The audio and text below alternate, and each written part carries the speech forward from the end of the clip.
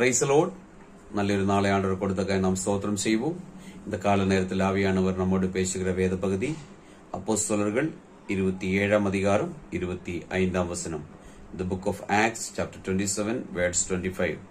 ஆனபடியினால் மனுஷரே திடமனதாயிருங்கள், எனக்கு சொல்லப்பட்ட பிரகாரமாகவே நடக்கும் என்று தேவனிடத்தில் நம்பியிருக்கிறேன். ஆமேன்.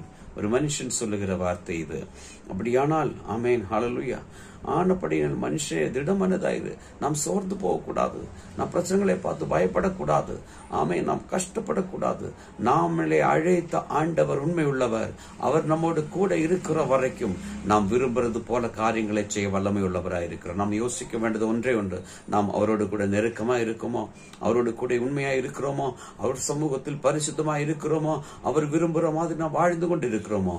இல்லைனால் நாம் அதுக்காக ஆயத்தமாகவும் நாம் விரும்புகிற எல்லா காரியங்களையும் வாய்க்க செய்வார். நல்ல ஆண்டவரை நன்றி செலுத்துகிறோம். இந்த கால நேரத்தில் கேட்கிற ஒவ்வொரு பிள்ளைகளையும் இந்த வசனத்தின்படி பிதா குமாரன் பரிசுத்த ஆவியின் நாமத்தில் ஆசீர்வதிச்சு வைக்கிறோம். இயேசுவின் நாமத்தில் பிதாவே, ஆமென்.